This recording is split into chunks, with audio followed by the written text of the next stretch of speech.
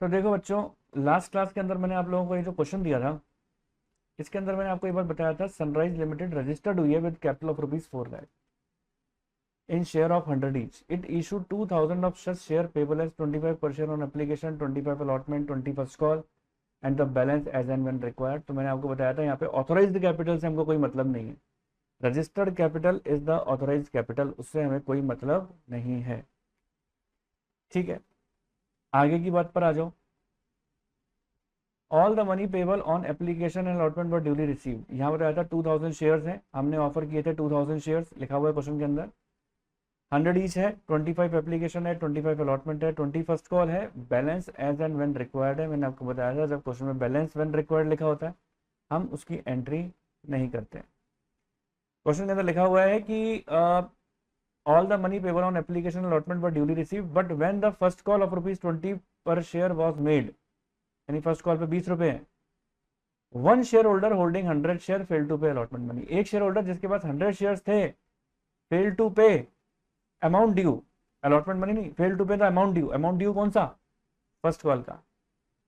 ठीक है, fail to pay amount due and another share holder holding 200 share paid them in full. और दूसरा एक शेयर होल्डर जिसके पास 200 शेयर थे, उन्हें सारे का सारा पैसा पेमेंट एक साथ कर दिया।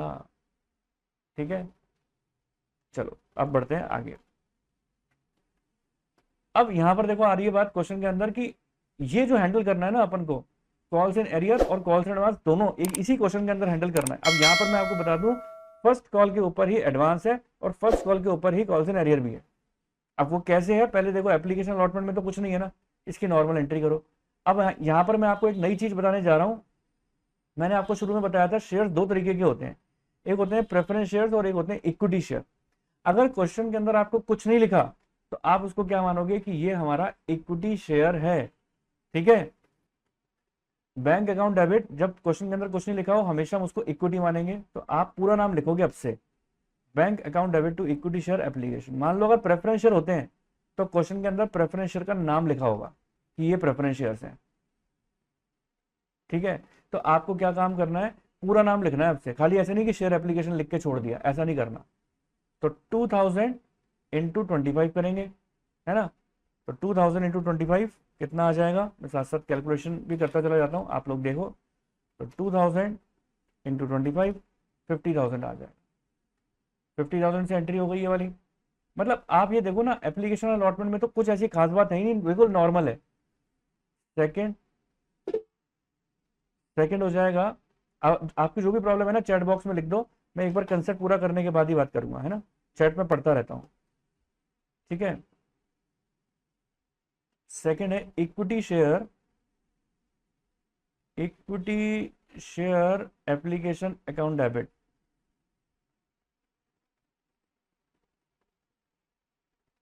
To, equity share capital. मैं फिर बता देता हूं, देखो आप लोगों को इस बात को कि दो तरीके के शेयर्स होते हैं, इक्विटी और प्रेफरेंस शेयर्स। अगर क्वेश्चन के अंदर कुछ नहीं लिखा कि ये कौन सा शेयर है, आप हमेशा इक्विटी मानेंगे। अब तक जो मैंने क्वेश्चन कराए थे उसमें मैंने कॉमन नेम लिख दिया था, जैसे bank account debit to share application, लेकिन आपको पूरा नाम लिखना है, bank account debit to equity share application, equity share application to equity share capital. मान लो ये प्रेफरेंस शेयर होते तो एंट्री पता कैसे हो जाती, bank account debit to preference share application, preference share application to preference share capital, ऐसे हो जाती।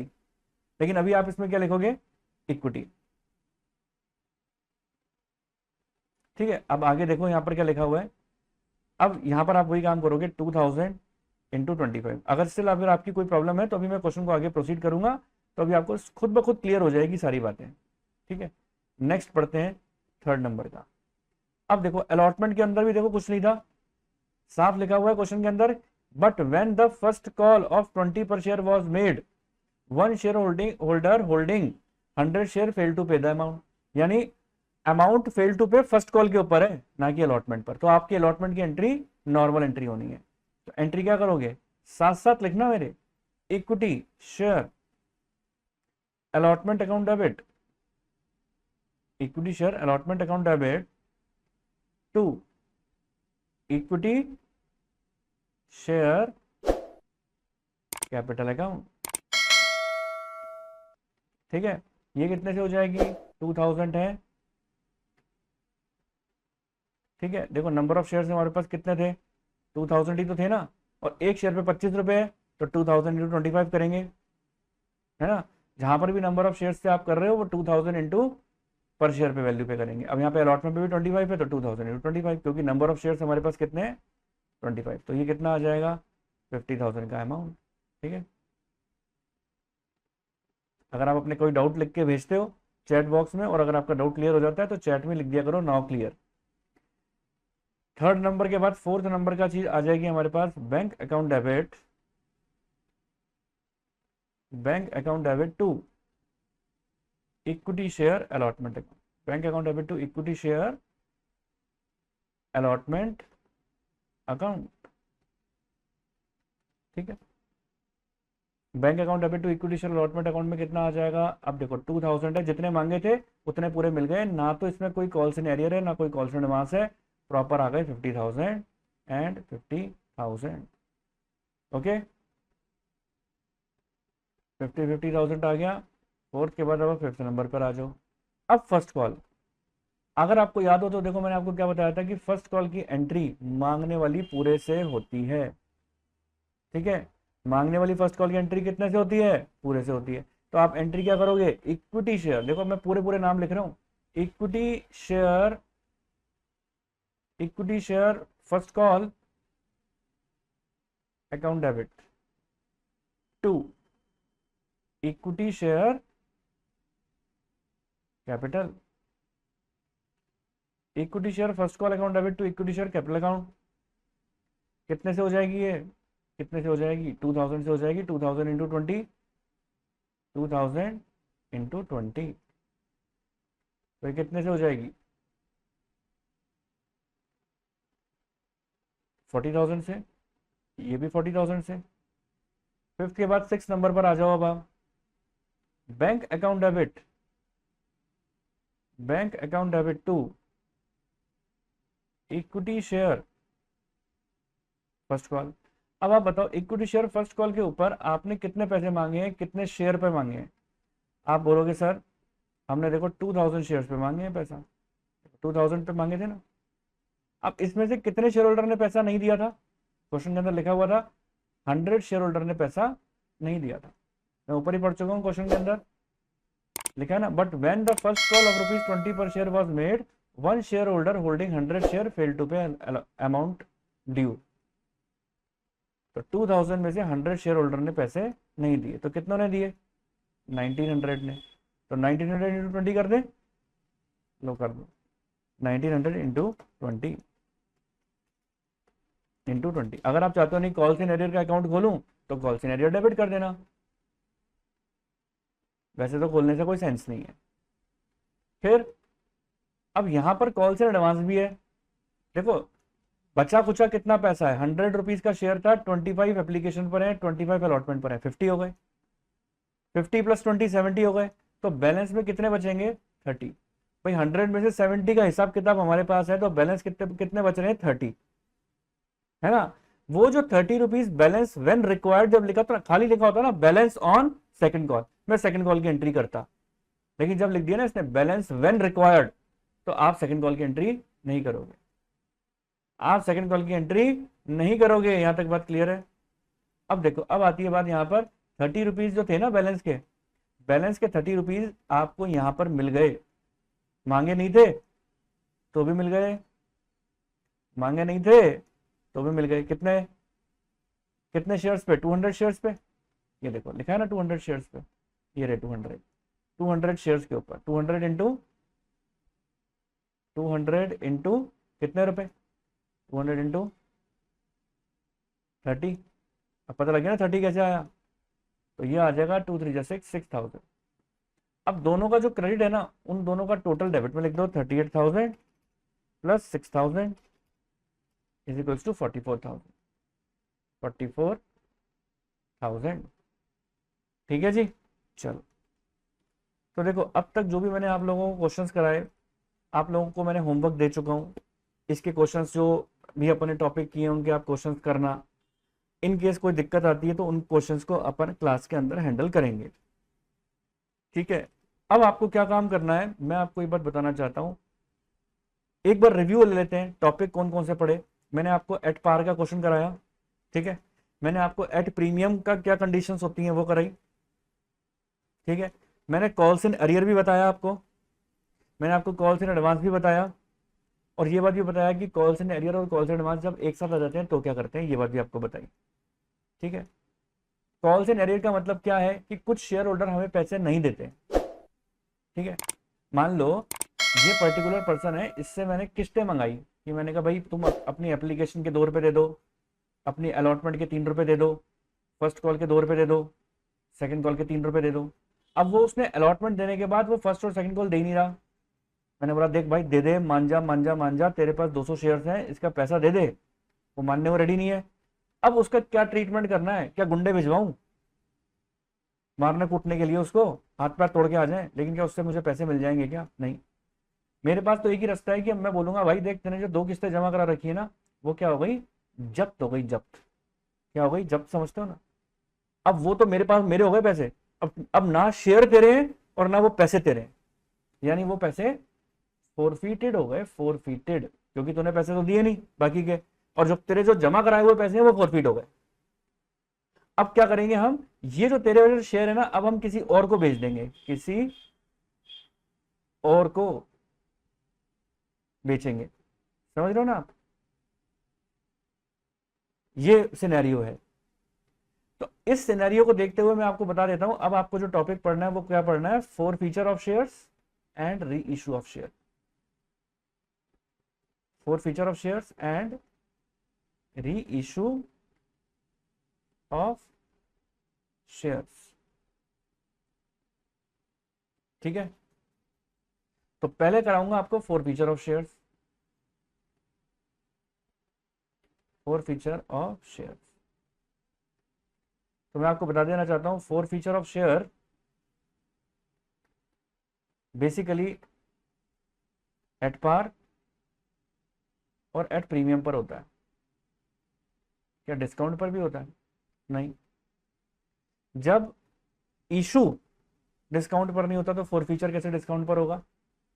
नहीं हो सकता। लेकिन प्रीमियम के अंदर 2 कंडीशन आ जाती हैं, प्रीमियम नॉट रिसीव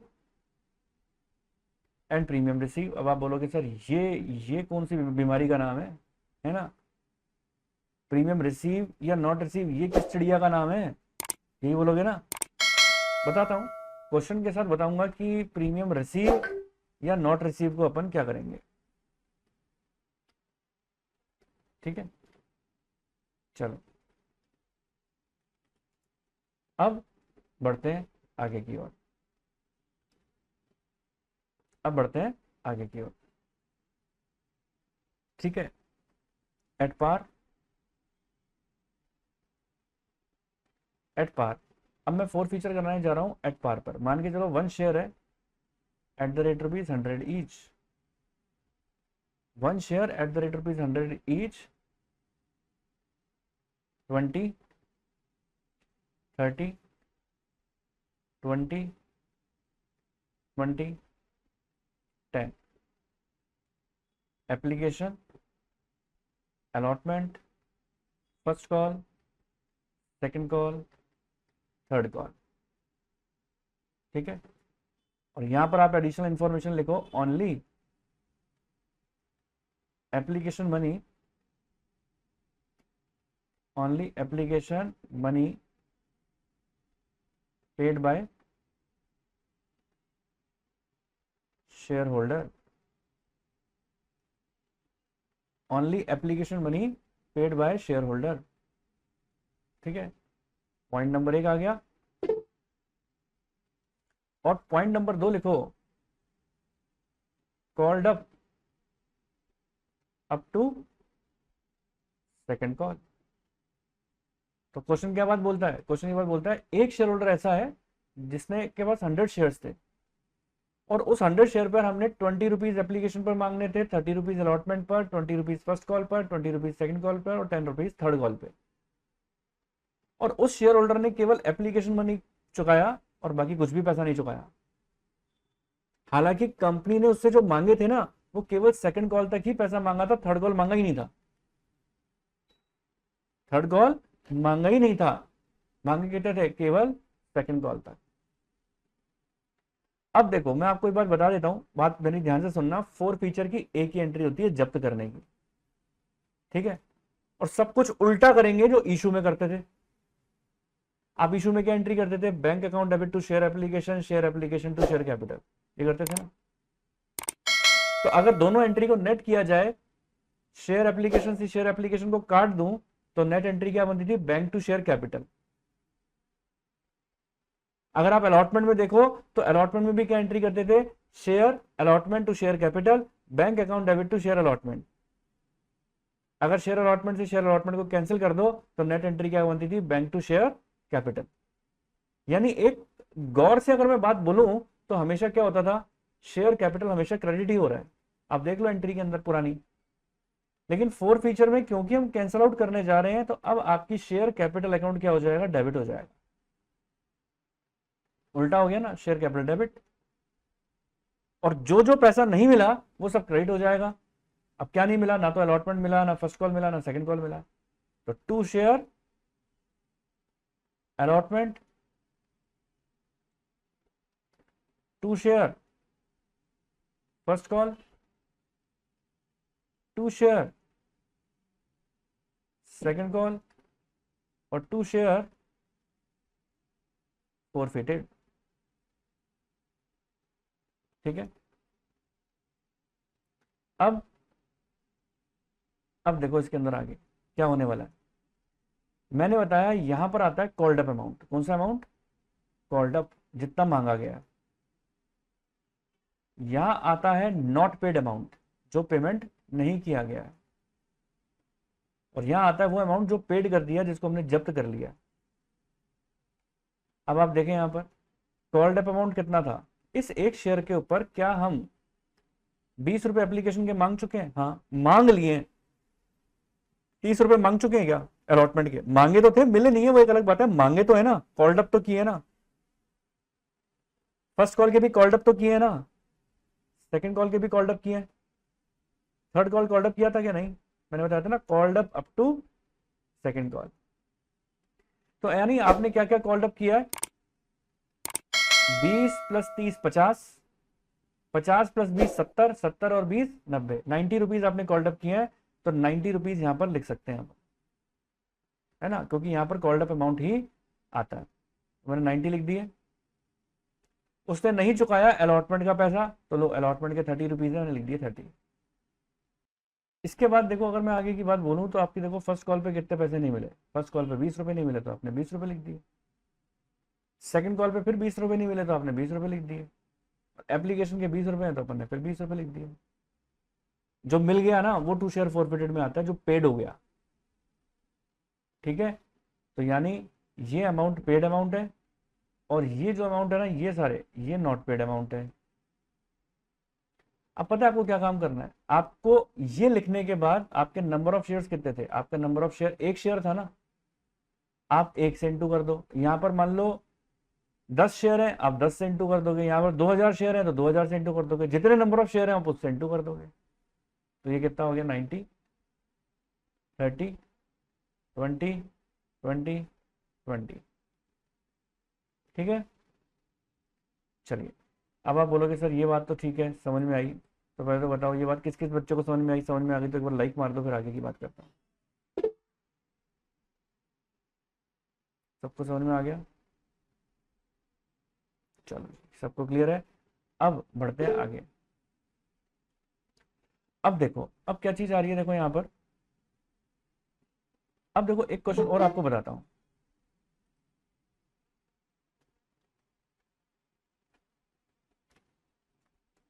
अब मान के चलो अगर मैं आपको ये बात बोलूं, एक शेयर है, 1 share at the rate ₹100 each. चलो एक काम करते हैं, यहां तक तो आप लोगों को बात समझ में आई गई है। अब इसके आगे की बात, जो आगे का पॉइंट है, यह मैं आपको अगली क्लास में समझाऊंगा, ऐसे आपको साथ समझ में नहीं आएगी। उम्मीद करता हूं यहां तक की बात क्लियर हुई होगी। तो उम्मीद करता हूं आप लोगों को मेरा वीडियो अच्छा लगा होगा, पसंद आया होगा। मेरा वीडियो अच्छा लगा, पसंद आया तो इसको लाइक कर देना, चैनल पे नहीं हो तो सब्सक्राइब कर देना और अपने फ्रेंड सर्कल के साथ ज़्यादा से ज़्यादा शेयर कर देना। तो जल्द से जल्द मिलते हैं अपने नेक्स्ट वीडियो के साथ। तब तक के लिए ओके, टाटा, बाय बाय।